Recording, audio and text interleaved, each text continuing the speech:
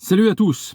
Alors, avec le visage à moitié au soleil, à moitié à l'ombre, je vais faire une petite vidéo rapide, à l'arrache, encore, dans la voiture, sans mon petit micro, sans rien, et ça fait, à part mon live que je viens de faire il y a quelques jours, ça fait bien pratiquement 2 semaines que j'ai pas fait de vidéo.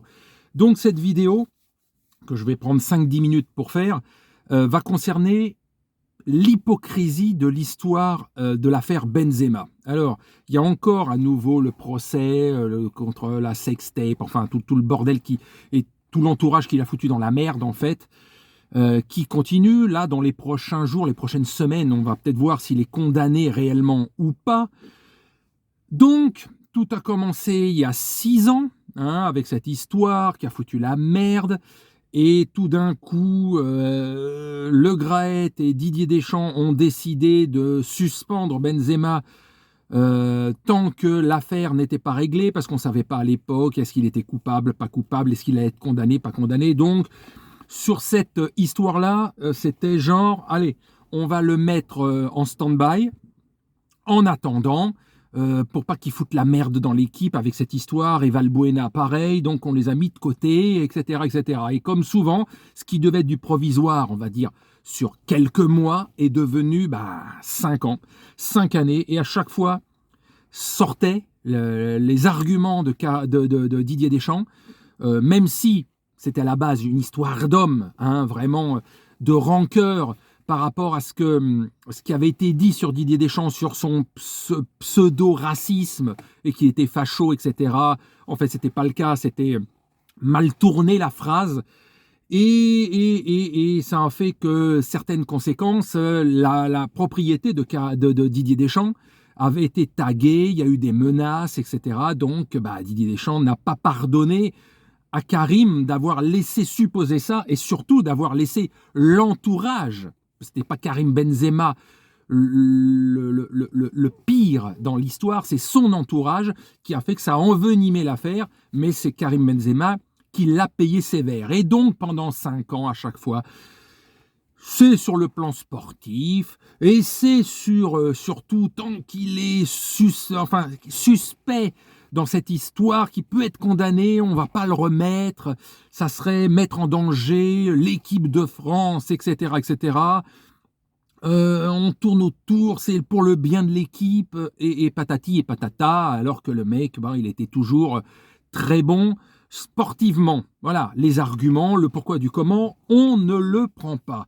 Des arguments qui, à la longue, vu sur le plan sportif, le mec, il était très très fort, Karim, et là tu te disais, bon, maintenant, ne venez pas me parler de c'est sur le plan sportif, puisqu'à l'arrivée, c'était vraiment sur le plan personnel. Mais il le disait jamais, Didier Deschamps. On pouvait comprendre, mais il le disait jamais. Il mettait tout ça sur le bien de l'équipe de France et sur l'aspect sportif de Karim Benzema qui méritait largement d'y être. Bon, et surtout l'entourage de certains connards autour de Karim Benzema qui ont fait pourrir la situation plus que Karim lui-même. Bon, il s'est passé la même chose maintenant avec Didier Deschamps et le Giroud. Eh ben oui, Giroud, maintenant, il est dégagé comme un malpropre. Maintenant que Karim Benzema, au bout de 5 ans, est de retour, il fait la même chose. Bientôt, c'est sur le plan sportif que Giroud ne vaut plus la peine d'être pris pour le bien de l'équipe. Alors que pendant 5 ans, le mec, il jouait 50% de la saison, il n'était jamais titulaire, voire même plus. Et il le mettait quand même en équipe de France sans problème, même s'il ne jouait pas la moitié d'une saison en temps complet dans les clubs où il jouait. Mais là, sur le plan sportif, ça ne gênait pas. Et maintenant, qui joue pas plus, mais qui joue pas moins qu'avant, Giroud, c'est fini, c'est sur le plan sportif, etc. Encore d'autres arguments pour dire non, c'est sur le plan personnel, ça ne matche plus avec Mbappé, ça ne matche pas avec Karim Benzema qui est de retour, donc on va le jeter comme un malpropre parce que Karim est beaucoup plus fort. Enfin, là aussi, des arguments bidons, etc. pour dégager Giroud qui ne méritait pas ça.